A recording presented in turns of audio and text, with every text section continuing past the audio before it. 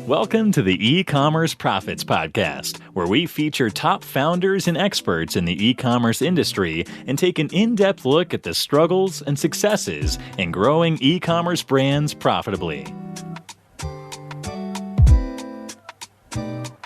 Right. Hey guys, I'm Josh Chin, and I'm the host of the E-commerce Profits Podcast, where we feature top experts and entrepreneurs in the e-commerce industry, and we go behind the scenes of the struggles and successes in growing a brand. Now, this episode is brought to you by chronos.agency. If you run a direct-to-consumer e-commerce brand that is ready to scale and to double your customer lifetime value through retention marketing, Chronos is your company. We've helped hundreds of brands scale profits with email, SMS, and mobile push while getting an average of 3,500% ROI from our efforts. We've worked with brands like The Udi, Truly Beauty, Elias Skin, and many more. The next step is to email us at sales@chronos.agency, or you can go to chronos.agency to learn more. Today's guest is Matt Edmundson. He is an e-commerce entrepreneur, a longtime e-commerce entrepreneur, mind you, and a coach who has successfully recently exited his e-commerce business, Jersey Beauty, after being an operator, partner, and at the helm of it for about 15, 16 years. He has multiple e-commerce businesses that he's still an operator of. He is a lover of the craft of growing businesses and growing e-commerce brands. Currently, he is relaunching his e-commerce masterclass. He is also a podcast host at the e-commerce podcast. Go check it out on Spotify and all the major podcast platforms that you can get your hands on. Matt is also, most interestingly, a reverend. He is a pastor. Matt, welcome to the show. I think that's a great way to get the conversation going. Thanks, Josh. Great to be here. Matt, tell us about your experience in becoming a reverend. How does one become a reverend? And coming from a background like yours, how do you end up being a reverend? What happened first? Was the business and then... Or that's a really great question. How did I become a reverend? So it was when I was at uni. I was at university back in the sort of early to mid 90s. So I graduated in 95, which kind of shows my age a little bit. But let's not go. Cannot tell. Yeah. Honestly, guys, if you're listening and definitely watch the YouTube episode here, you cannot tell how old Matt is. I'm 806. Me and Noah, we were friends. But so when I was at university, I did my degree in accounting and law, but I also did my Bible school diploma at the same time. And so that's how that all sort of came about. For whatever reason, I wish I could tell you that I had a really clear answer to this question, other than I was at university and I just decided to do it. Right. Why not? I'm an active member of a church, so it wasn't a problem, and I thought, yeah, great, let's do this. And so it was a fun year. It was a really fun year actually doing that whole thing. And so, yeah, as a result, I can now use the title Reverend if I so choose. And you can actually conduct marriage ceremonies, and you could hold entire services, and you've actually married someone. And before we hit record, could you tell us a little bit about that story, how that happened? And how was that like? Yeah, sure. Yeah, this is it's a really fun story. A number of years ago, I met a beautiful lady in Courchevel, which is an island. It's a mountain where a lot of people go skiing in the Swiss Alps, and in the French Alps. And so at Courchevel, I was doing some work there, and one of the clients I met, a beautiful lady. She was lovely and we got on really well. And late one night we were having a conversation. I happened to mention to her the same thing. You asked me what's something, an interesting fact about Matt. And so I told her I'm technically a reverend. And she was like, no way. And so we chatted about it. And then she said to me that, if she ever got married, she wanted me to do her wedding. And I said, sure, not a problem. Just sort of joking around, not really thinking about it.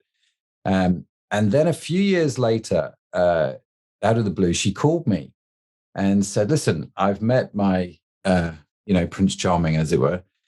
Come meet him. And so I went down to London. They live in London, and I met them. I met him. I got on really well. And she said, listen, I'm getting married. We would love for you to actually do the wedding ceremony if you're up for it. And I said, that'd be amazing. It'd be such a privilege. But she got married in an Austrian castle. And so, it was fantastic. So my wife and I, we flew out to Austria, and I conducted a wedding ceremony in an Austrian castle between this wonderful couple, who is still married to this day. And I'll never forget it. Yeah, it was a surreal experience, but it was wonderful. That is incredible. I find that the greatest learnings and insights come from fields that are often not what we might think, and fields that are very far apart from what we typically embark on.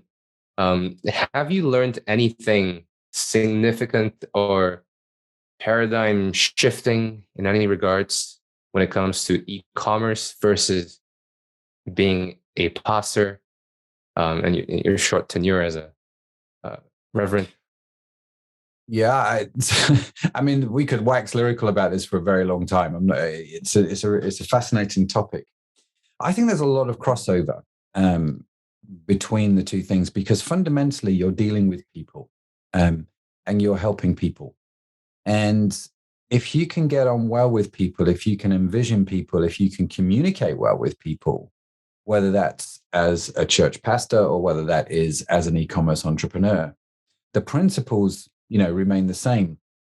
And so I just finished recording yesterday for a podcast, actually, something around marketing, digital marketing. We call it toilet seat marketing, because it's a catchy name, and people are like, well, what does that mean? And so then we go on this whole story about toilet seat marketing. In essence, to make a long story very short, toilet seat marketing is about looking at things from a customer's perspective, and building the customer focus. And we tell stories about what happened to us as a business when we did this. Well, that whole thing, that whole lesson, you can also find in the Gospels, where it says, treat others as you would want to be treated, right? So you can take that same principle and you can apply it to your marketing and go, well, how does that work? And it means, well, in my customer service and in my marketing, I just have to treat people the same way I would want to be treated if I was in that situation. And you know what? When you do that, incredible things happen. And so, there's a lot of crossover. There's a lot of things which go back and forth between the two.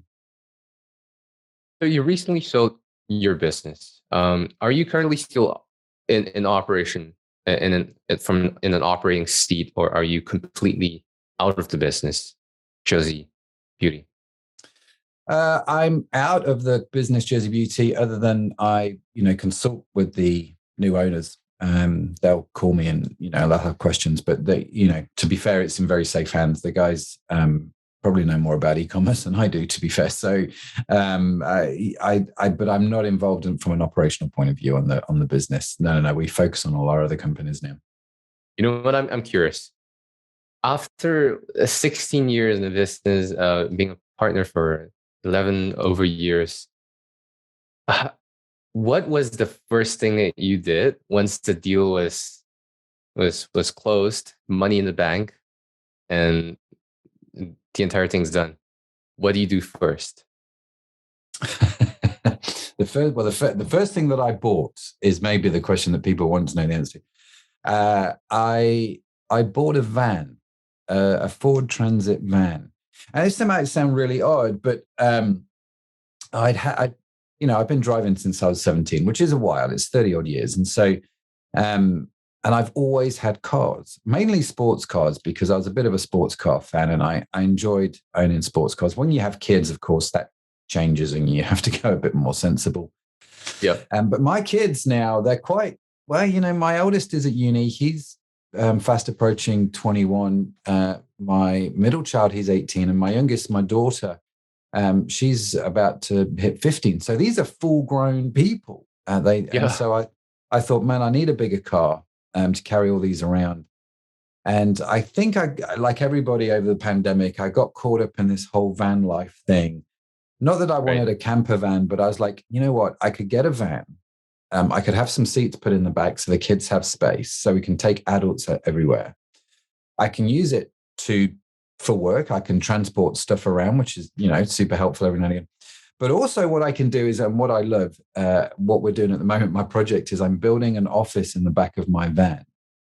And so I just last summer, I had a makeshift office in the back of my van, and I would take it down this is a really quiet spot in Liverpool where I live. Down by the river. I would open the doors, a beautiful summer's day, and I'd sit and I'd work down by the river.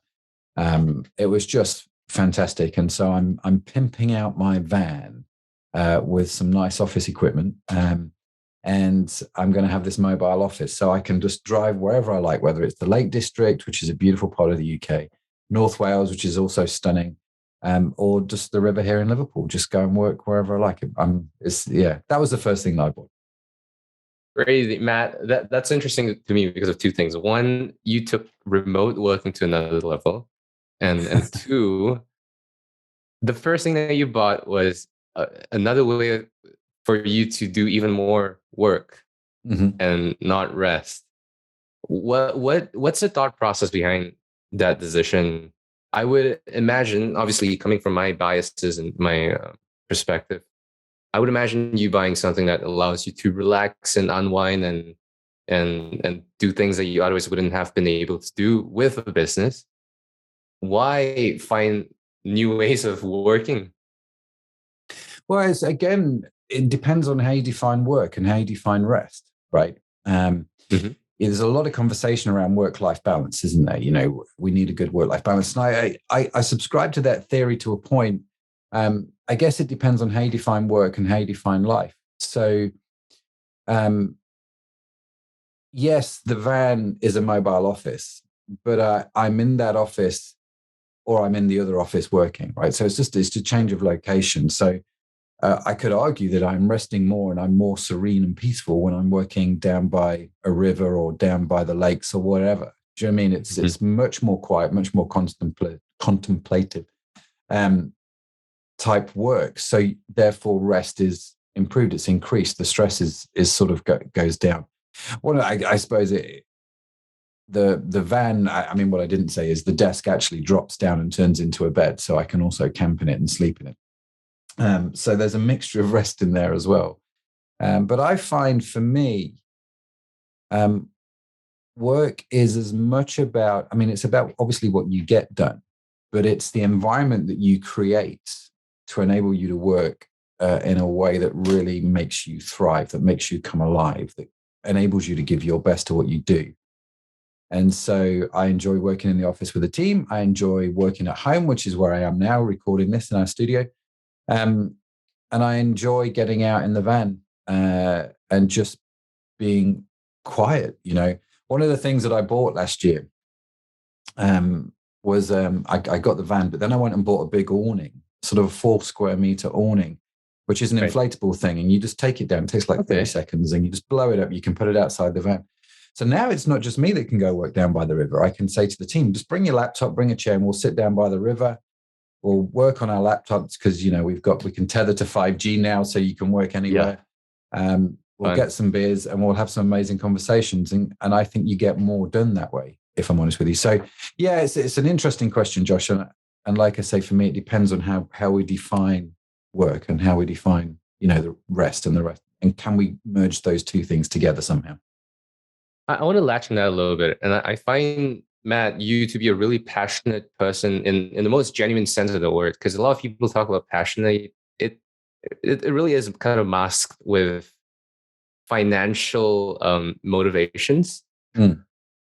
What drives you now? And how has that changed to, say, 5 years ago before selling the business and early on in your career when you're just starting out? How has that shifted over time? Wow, that's a very deep question. There's an old saying, actually, I don't know if it's old or not, to be fair. There's something that I've sort of grown up with in my head, which I found to be true. And that is a man in his early 20s. And of course, when I say man, and it could be man or woman, but human, it was just any human. In their early 20s are searching for success, right? And you define success usually by monetary gain. as a man approaches his 40s, that shifts from success to significance. And so you stop searching for success as people define it and understand it, and you move to this concept of significance. What can I do which is significant? And you start thinking about legacy, and you start thinking about all of these other things that maybe you didn't really think about, didn't need to think about, or certainly I didn't think about in my early 20s. So when I first started out in my business career, I was very motivated in some respects by money, which I don't think money is a bad motivator. I do think the love of it is the root of all evil, to go back to, our ancient texts of wisdom. And so I think there is a balance that you have to be careful for. But as I've got older, I think I've cared less and less about money, if I'm honest with you. And that it's important that I have it. It's important that we make profits. I've got to pay the staff. I've got to pay the team. I've got to pay the mortgage. I've got to, I have a lifestyle which needs money to sustain. But actually, the question starts becoming about meaning, and it starts becoming about significance, and it starts becoming about what difference am I making in this world, in the lives of others? How am I bringing this good news? How am I making the world a better place? Do you know what I mean? It sounds a bit cheesy, but your brain, I think, the way you interpret life sort of shifts as you certainly mine did as I got a bit older. So yeah, I think that's probably what drives me, is always this sense of call, this sense of actually you've got to leave this world in a better place than when you found it, and you've got to have an impact. You've got to make a difference in everything that you do. And I think if you have that mindset, you can. Now, here's a tough question. Knowing that that's kind of the trend that people go through, and I see that as a pattern that repeats. Is there anything that someone in their 20s could learn from what you have experienced? And is there anything that they should or could do differently? I think maybe if I was to think about this slightly differently, I guess, to answer your question, what would I tell myself in my early 20s that I now know? I would say a number of things. I would say that you have got to work hard. You have got to hustle. You have got to work hard. There is no shortcut to success. But you have to be really clear on what success means to you. And so what I mean by that is I didn't really think it through in my early 20s. I'm just like, I'm going to get up, I'm going to work hard, and I'm going to try and make more money today than I did yesterday. Do you know what I mean? It was as simple as that, I suppose, in a lot of respects. Yeah. What I didn't do until my 30s, which I wished I'd done earlier, I think I did this exercise with a coach where I understood my personal values, what really, really mattered to me.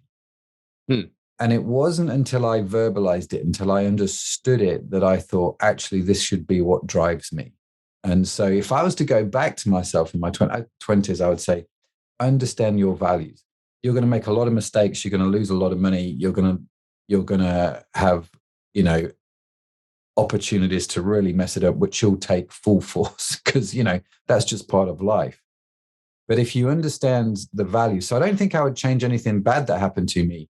I think I would change my understanding and perception of who I was, my identity, my values in my early 20s. I think if I had that as a much more secure thing, I would have been much stronger at dealing with some of the, the sort of the trials that we all face as we go through life. So I think that would be the sort of conversation I would have. Fascinating. That is absolutely fascinating. I think that I guess to some degree on the contrary, there are, I guess, paying respect to Maslow's hierarchy of needs, there are certain fundamental stages that one has to kind of overcome, like shelter, food, just basic physical needs, in order for us to think about our values and what truly drives us and what passion means, what meaning means to us. So maybe it's a combination of both of that, and understanding that sometimes it's about survival, doing what it takes, whatever it takes, without crossing boundaries. And then once you have some kind of a foundation, some kind of stability, then we think about the core values and what truly is meaningful to us. Yeah, and that's what I did, and I think that would be the thing that I would reverse. I think that, yeah, you see, the shelter, the money, the taking care of stuff. I live in a country where we are super fortunate. You know, we have a system in place from the government which says if I don't make X, then they will give me Y. It's not a lot. I'm not saying it's great, but I'm saying it is something. And so I remember when we started our web agency, a guy approached me and we were broke. Flat broke. I had Josh at the time. So we had our first son. We had no real money. And I needed to pay the mortgage. And a guy came to me and said, listen, I need you to do me a website. We talked about some of the key things that he wanted. And in my head, I'm thinking, this is a bit of a massive development. This is going to save us for the next few months. This is great. The more we talked, though, the more it became obvious the website he wanted was going to be a porn website, right? He wanted to do, it was back in the day where the internet was growing and he wanted to have a porn website. Right. Well, here you've got this fundamental question between your personal values and your need to pay the mortgage, right? Which one do you do? Now, I'm not saying what's right or wrong here. I'm just saying for me, actually, it was more important not to do that website than it was to do it. So it was more important that I was true to my values. And I understood back then in my 20s that actually I definitely don't want to do porn. I don't want to do gambling. I knew enough about me to know that I didn't want to get involved with those. Yeah. But I think if you're sure in who you are, if you're sure in your character and your identity, if you're sure in the reason you're here, and if you're sure in what's good and what's not good, then actually it wasn't a difficult decision for me to turn around and say to him, I'm sorry, I can't do that. It was an instant decision. It's not something I had to go and spend weeks thinking about. And don't get me wrong, I really needed that money. The fascinating thing about that story is as soon as I said no to him was the same sort of time I was having conversation. It was like a few days later, I then had conversations about Jersey Beauty Company, and that one came to fruition, which, generated over 50 million in worldwide sales. So it's, do you know what I mean? I do wonder if I'd have gone down that road of porn and I'd have sold my soul, for want of a better expression, to doing that, where my life would have gone, all for that quick buck. So I think yes, survival is good. Understanding the hierarchy of needs from Maslow is good, and the principles of that are fine. And that's helpful when you're understanding your team and your company culture. But fundamentally, there are values that we have as human beings that are so core to us, and identifying those sooner rather than later will really, really help you. Matt, outside of business and what you do for work, is there anything in particular that you obsess over? That's a good word. Yeah. Obsess. Do I obsess about anything? Yeah. So outside of work, I love to do woodwork. I have a little wood shop. Yeah. I have a little wood shop in the basement of my house. And in fact, we've just moved our warehouse. We've got a new warehouse, which has taken up an awful amount of time. But in my new warehouse, I have sectioned off a part of it at the back to be my new workshop, which was the second thing that I did, I suppose, after I sold Jersey. I went and bought some new tools. Yeah. So I have a brand new table saw, bandsaw, and all that sort of stuff. So I've got my dream workshop, which is I'm building at the moment down at the back of the warehouse. So I just love working with wood. It's just the complete opposite. It's digital. Do you know what I mean? You're working with your hands. It's analog. It's It's literally physical raw material. Why do you think that's the case? Why do you think you obsess over woodworking? I don't know why. I've always been intrigued by craftsmen. I've always been intrigued by people that can do things, really, really well, like phenomenal artists. And I remember years ago, there was a TV show called The New Yankee Workshop that started to come on TV, and I started to watch it, and I just got inspired by this guy who was doing just incredible stuff out of wood. And I thought, actually, that doesn't look that complicated, to quote Jeremy Clarkson, how hard can it be? And so when we got married, Sharon and I, when we got married back in 98, we bought our first house, and the house needed a new kitchen. And so here I am, 25-year-old Mac, and this house needs a new kitchen, but we had no money and I couldn't go to the store and buy a kitchen. So I went and got a bunch of cheap wood, and I built the kitchen from scratch using wood, built the whole thing out of wood. And when I finished it, I looked at it and thought, you know what, that's not half bad. And I actually enjoyed that process. And so over the years, I think I've, with the help of YouTube, I've learned sort of growing those skills. And so this weekend, I just finished making a door for a new unit we had at the house. I really enjoy making the furniture for our house. So it's just one of those things. And it's something I can do with the kids as well. It's not easy to sit down with the kids and go, right, kids, let's build a website together. It just doesn't make sense. It becomes quite complex.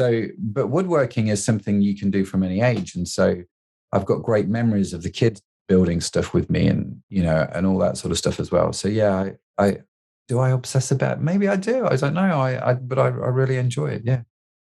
The obsessive quality of entrepreneurs is something that I've come to find as a common trait, a common thing.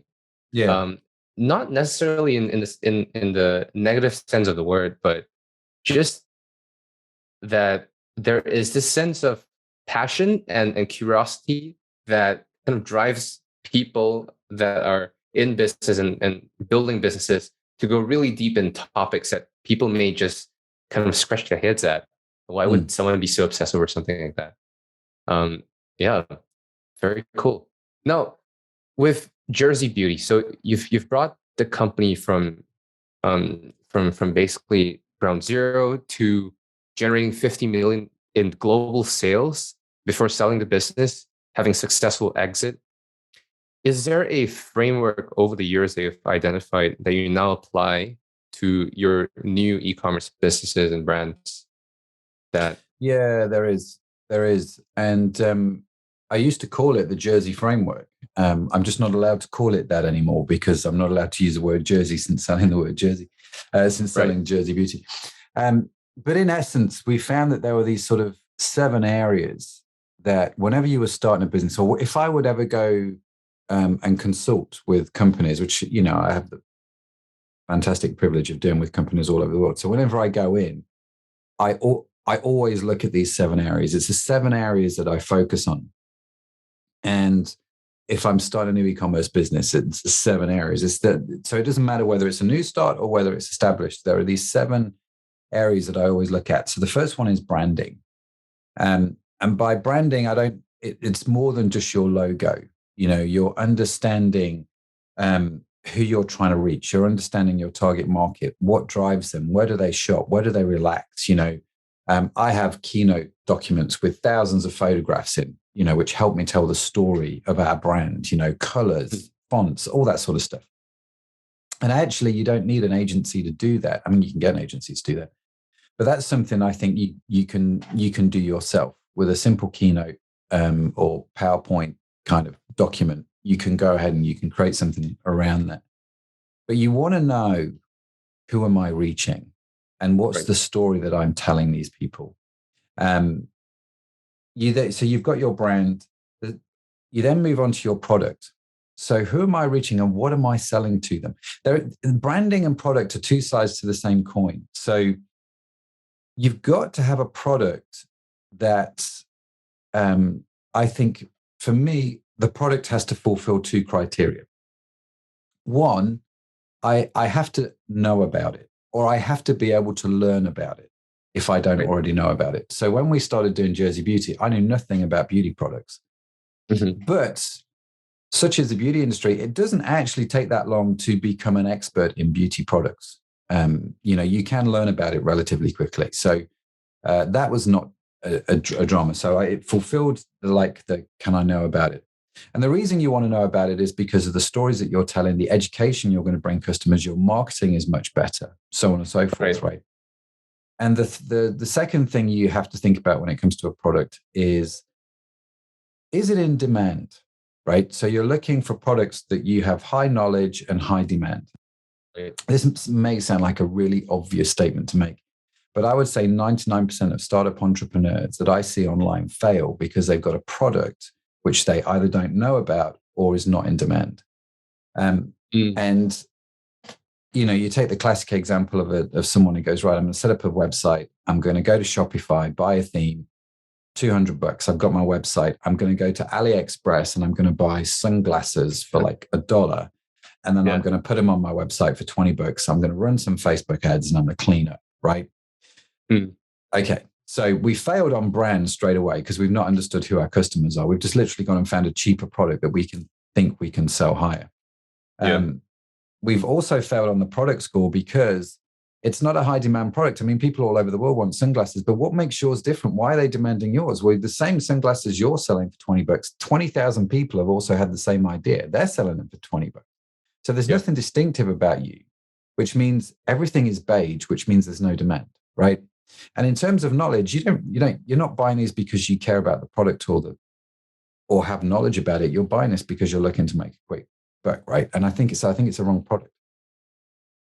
So once you've got your branding, your product positioning sorted out, then you look at technology. We call it the technology stack. So what technology stack do I need to reach the customers that I'm selling to? And so it's not until I've understood the brand and the product that I think about what website platform am I going to use? Am I going to use Shopify, Squarespace? Am I going to use my own platform? Do I need something bespoke making?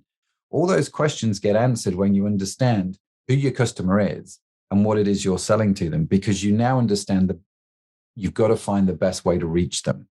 And that might not be Shopify. It might not be WooCommerce. It might not be Magento. It might be Squarespace. It might be the Ghost blogging platform. It might, do you know what I mean? You have to understand the customer and the product before you understand the technology. So once you've then worked on your website, you have got to then work on your traffic. So your marketing. How do you get people to your website? And this is a big one everybody wants to talk about because we had a client come to us. And this is quintessentially what happens all the time. We had a client come to us and he said, listen, we're turning over, I think it was a couple of million a year online.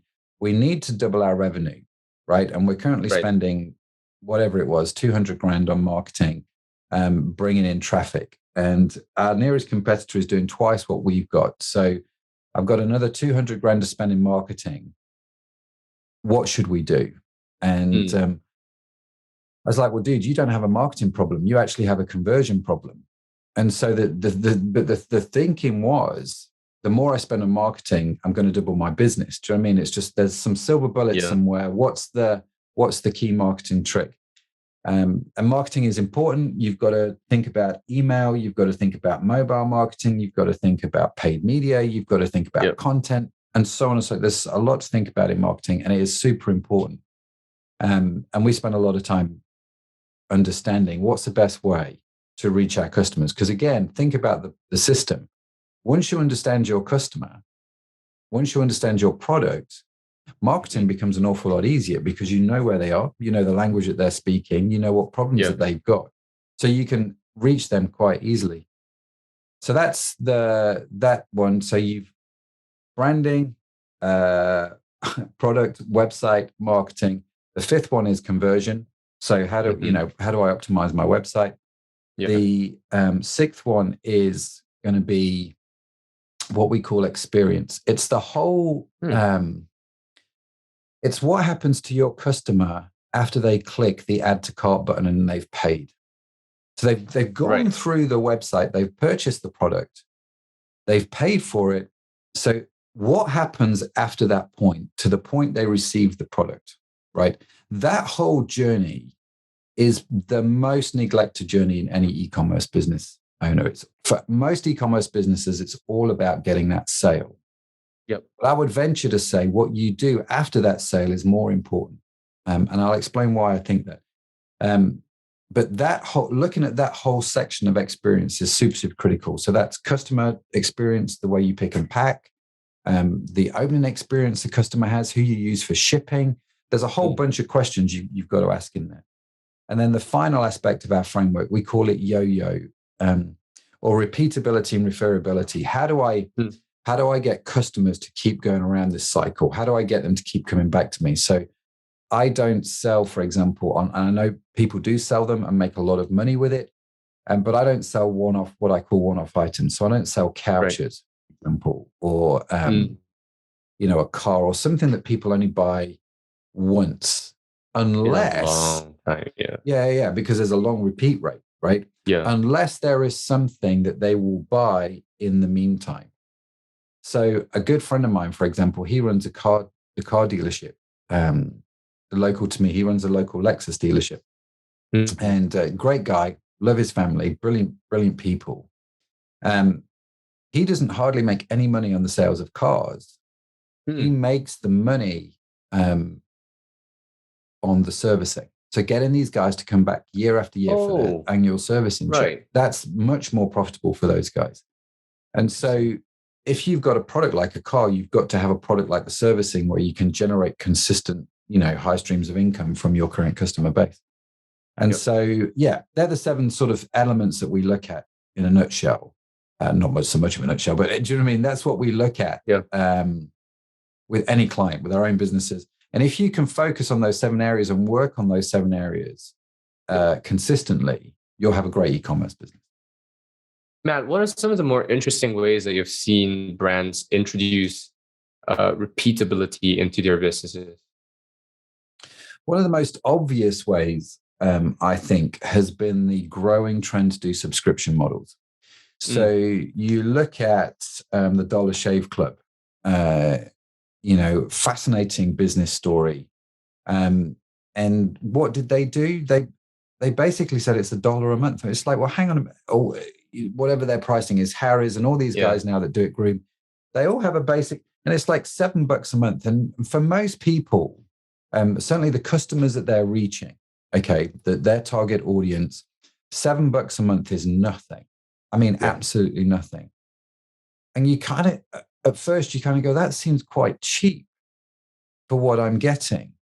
But actually, when you take $7 a month and you multiply that out, that's £84 a year on shaving products.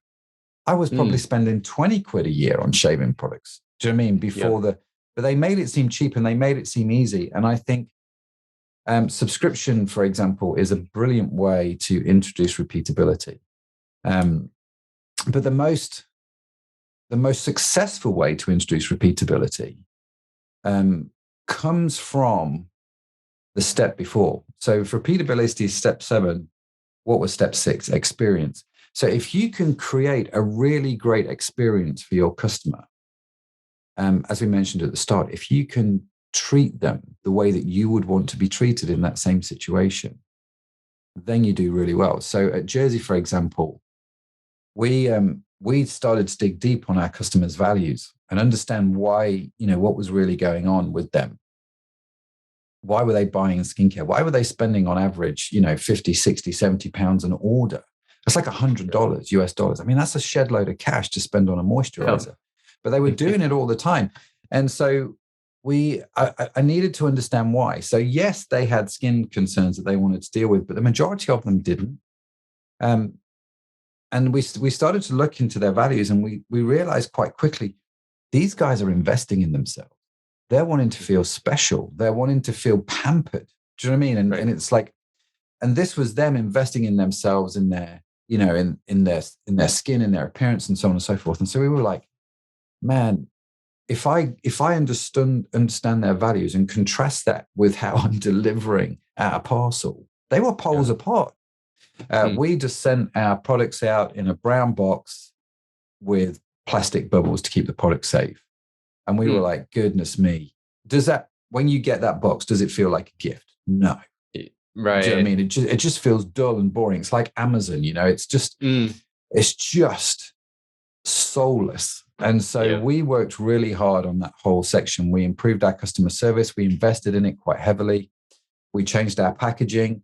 And so we took out the plastic bubbles, and on the cardboard box, we printed some beautiful text and graphics, which made people feel special and unique. Told people how amazing they were. We wrapped the whole thing in tissue paper. So when you got it, you felt like you were opening a gift. And then the other thing that we did was we took out all the plastic bubbles and we put in popcorn instead. And it turns out, popcorn. Cool. Popcorn is like an amazing packaging material that, one of our values is that, and this comes back to exactly what I said, my 20-year-old self needed to understand my values. But as a company, you need to understand what makes the company tick. And one of our values as a company was sustainability. We needed to be sustainable.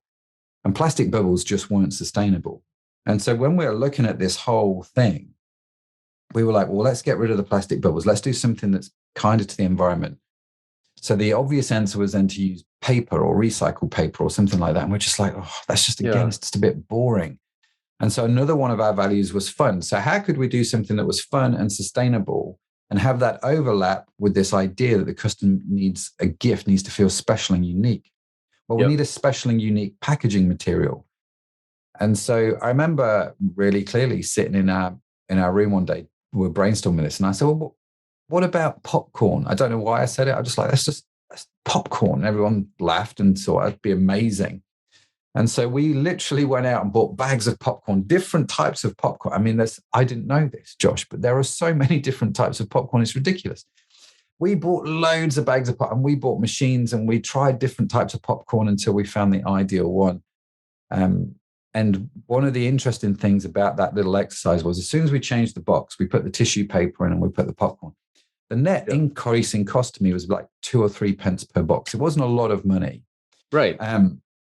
But it was, all of a sudden, it's unique. It's different. It vibes with the customer values. Do you know what happened? All of a sudden, well, let me ask you a question. Do you know how many people shared on social media a picture of the packaging? It's a no-brainer. You got to share that stuff. Like you're 100% not expecting that from anybody, let alone a brand they just bought off the internet. Mm-hmm. It's unique, right? And so it's super unique. It was all over the internet. And here's the interesting thing. When we started to tie our customer for our experience in with their customer values, right, our repeatability rates started to shoot up. We didn't have a subscription model, but our whole repeatability thing. So we had you looked at the industry average. Ours was well above industry average for return people coming back and buying from us for tissue paper and popcorn and custard. Do you know what I mean? Because our customer service was great. And it's little things like that make a massive difference. That is fascinating. So a little bit of creativity and trial and error.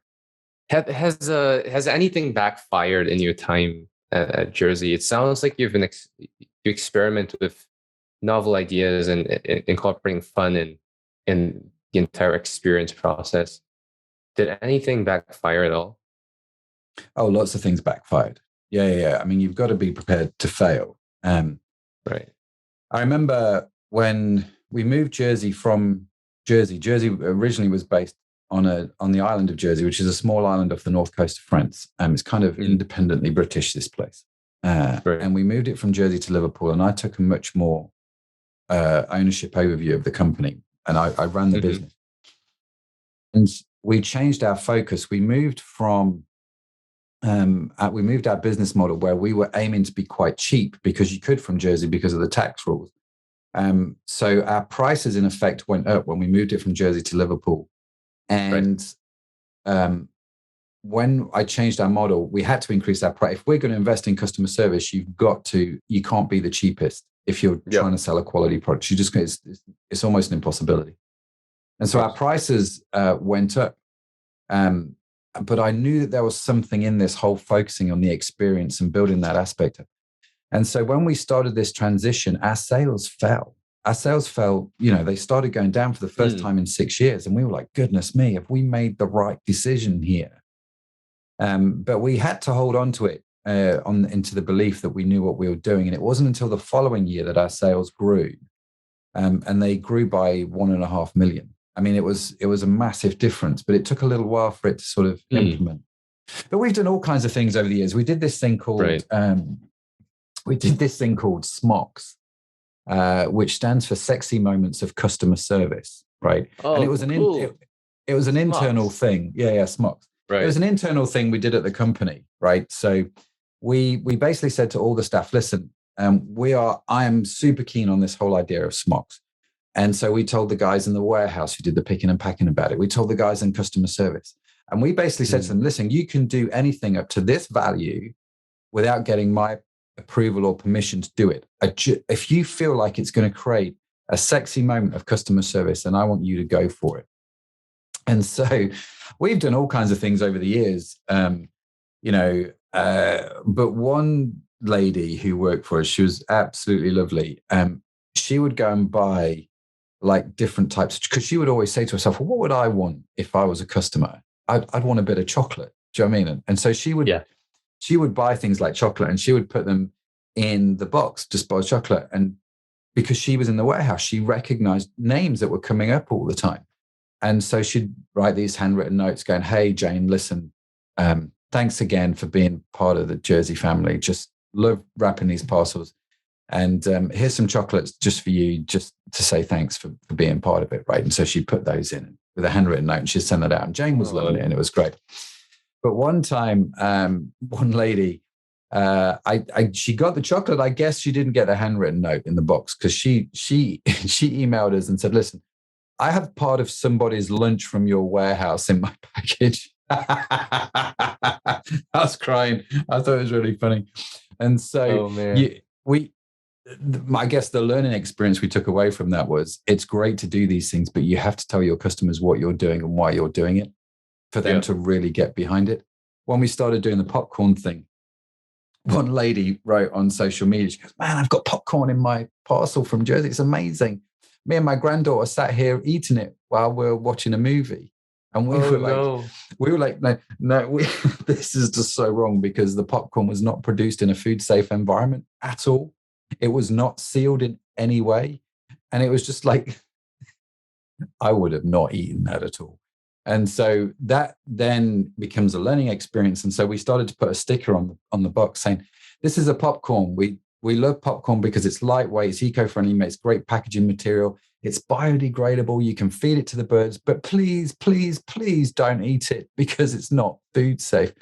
And we were just we made it, we were fun about it, and we joked about it in our marketing. But it's like popcorn, great packaging material from Jersey, but definitely not edible. Do you know what I mean? And you can use that in your ad campaigns and stuff. But yeah, so we've had a few things like that sort of backfire.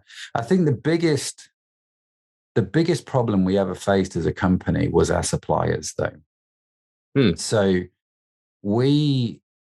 and this was a massive learning experience for me. At one point in our history, 90% of our sales were one specific brand, which, when you're turning over 5-6 million sterling a year, what's that, about $8-9 million? That's a lot of one brand to sell. And that supplier in 2013 changed their terms and conditions of supply. They came up with a policy which basically said, the more you buy, the more you pay going forward. No. Yeah. I mean, it's. I have theories as to why they did this, and I certainly am not going to talk about that on the podcast, because I don't want to be called liable. But they increased the price, and so because we were one of their biggest customers, all of a sudden our prices went up by 30% overnight. I thought our business was going to collapse. I genuinely thought our business was going to collapse, and we were making. The start of that year, the first 4 months were horrendous. I had to let people go. Do you know what I mean? It was the most horrible time we've had as a business. But a big chunk of that was my fault, because we were 90% dependent on one supplier. Right. And we had no real contract with them. We had no real way. Well, we had a contract with them, but it didn't protect us in any way from them being crazy. Now, you can understand it from their point of view, because they were a brand which went to people like me. They went to wholesalers, and then the wholesalers went to the public, and I bought from them and I sold it to the public. they were changing their business model. They wanted to go direct to consumer because they were like, well, I can make all this extra profit. Right. And the way to do that is to price everybody out. And it's still a bit of a gray area for me whether it was what they did was legal or not, because there's price fixing. You can't do price fixing. Yeah. But it was a way of them trying to get prices higher on everybody's website, without really price fixing it. It was either very clever. I'm still not quite sure what it was all about, to be fair. But the learning was, for me, we were so dependent on this one supplier, and it nearly destroyed us as a business. And we had to rapidly innovate and change our entire thinking, almost overnight, as a result of that one action from a supplier. That's nuts. I think that applies to pretty much every other aspect in building an e-commerce brand. When you're over reliant, and I've seen this with some of our clients as well. In the peak of the e-commerce boom in 2017-18, we saw brands going from basically 6 figures a month to 7 figures a month in a matter of 30 days. And it all came crashing down because of either over-reliance on Facebook, and that turned bonkers, or an over-reliance on one supplier, and that supplier couldn't fulfill the orders. And all that over-reliance on just one traffic channel, one supplier, one thing, often led to the downfall of very fast-growing e-commerce brands, which is a shame. But on a more positive note, Matt, what are some of the brands that you are personally a consumer of, or that you admire, whom you felt done a really good job in the 7 aspects you have just outlined? I think there's a lot of brands that have done a great job. I mean, there's the obvious for me, which is Apple. Apple, I think, have quintessentially done a great job of keeping me in their ecosystem. They've thought about it remarkably well. I hear you. And they've kept me in that ecosystem. One of the things which I find quite interesting when I think about experience, for example, Apple now, I never go to their website and buy anything, because I have an account manager at Apple, and every couple weeks, every month or so, he emails me, "Hey, Matt, how you doing? How you getting on?" And I know if I want to buy anything, I'm just going to email him. And I just say to him, "Dave, listen, this is what I want." He'll go away. He'll put together a deal for me. He'll come back and he'll say, "There you go." And I'll go, "Awesome." And it just makes the whole process seamless and easier. Do you know what I mean? And it works for someone like me. And so there's a small power tool company here in the UK, PTC. The website, I have to be honest with you, some of them aren't great. They've got tools, and I can't remember the name of their website now. It'll come back to me. But I never use their website now. I know one of the guys at the company. I just email him and he sorts everything out. And so there's this whole thing about experience and tying into your customers. I've seen done remarkably well by big businesses and small businesses. And that's often just by old-fashioned account management, just by somebody emailing me and saying, "Hey, how's it going? How you doing?" Right. There are brands which I think have done a phenomenal job, like the clothing brand Patagonia. Right. I think here's a company that is built around values and have done a remarkable job in telling that story and building that brand. And at scale, no less. Yeah, it's phenomenal, and I hope they can continue with it, because I think what they do is truly outstanding, and I hope it's not all fluff and mirrors. You kind of taking a bunch of stuff on trust, but I'm a big fan of the Patagonia brand. I like websites that tell stories very well. There's a reason for their existence. So there's a company called Tradecraft here in the UK. They're a fair trade organization. Their website's okay. I don't think it's a particularly great website. But I think what they do in terms of repeatability and referability is just extraordinary in terms of how they generate business through something called what they call the Fair Trader Network. So they have people literally raving fans all over the UK that promote what they do for very little in return, if I'm honest with you. But they're so passionate about the cause of fair trade, which is what Tradecraft stands for, that I think it's phenomenal. I mean, it's phenomenal what they've done. So yeah, there's again, I could go on about this all day, but there's a whole bunch of companies that I admire, and I think you guys have done a brilliant job. Yeah, and these are only going to grow in number as new e-commerce brands come about and scale into our field of awareness. So I'm excited.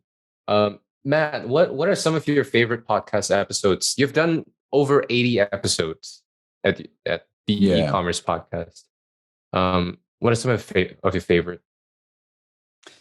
It's a really hard question. There are definitely some which stick out more than others. And so I remember when we first started doing the e-commerce podcast,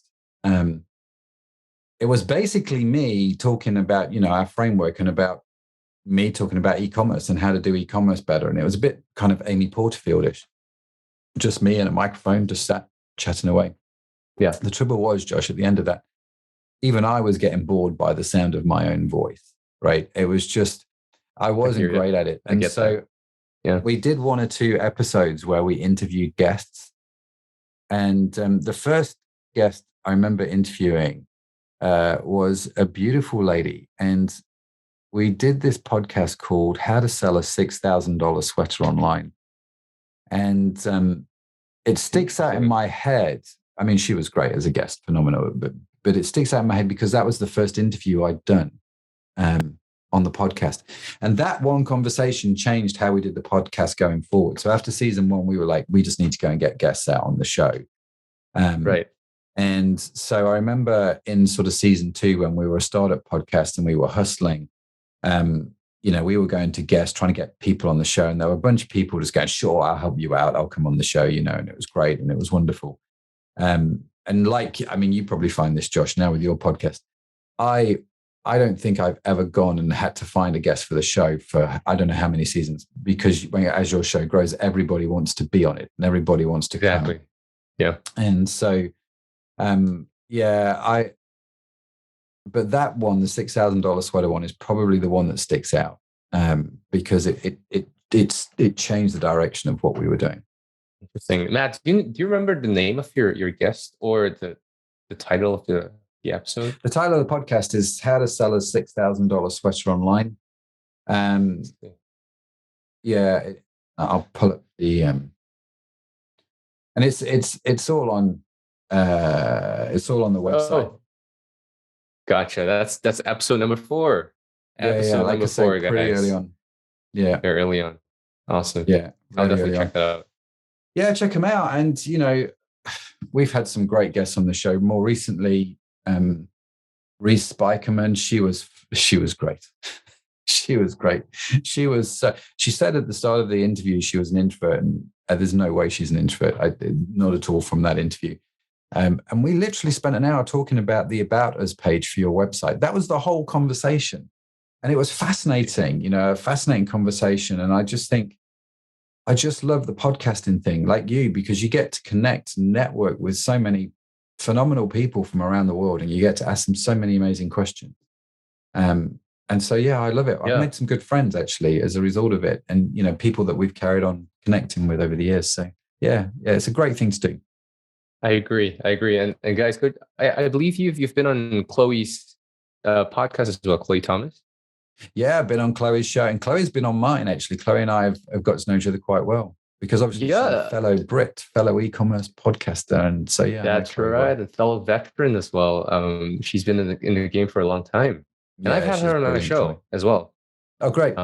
She's lovely. So, guys listening, if you're interested to learn more about Chloe, definitely go check out the episode I made where I interviewed her. We talked about all kinds of stuff, but her story is fascinating, and she now runs a very, very popular podcast called the eCommerce Master Plan Podcast. She's got like over 360 episodes now, I think. She's a proper machine, Chloe. Oh yeah. She's in fact got 2 podcasts now. She's Yeah, She's she like, yep, cranks them out. Yeah, she's exactly. brilliant. It's like, one's line And they're up. all Here really you go. good quality too. What Chloe does is great, and she's got two very distinctive shows. And Very, yeah. I admire Chloe a lot. Matt, for people listening, interested in connecting with you, what's the best way to get in touch? You can reach out to me via the website, mattedmundson.com. You can find me on LinkedIn. Just search for Matt Edmundson or the e-commerce podcast, and we should hopefully come up. But yeah, if you want to know more about the podcast, check out ecommercepodcast.net. But yeah, the easiest way to do it is just through mattedmundson.com. And as usual, all the links will be in the show notes. Go to chronos.agency/podcast for the latest episodes and more. Matt, thank you so much for being on the show. It's been a pleasure. This has been super fun and insightful. Thanks, Josh. It's been a blast. Yeah, I really enjoyed this one. Awesome. Thanks for listening to the E-commerce Profits Podcast. We'll see you again next time, and be sure to click subscribe to get notified of future episodes.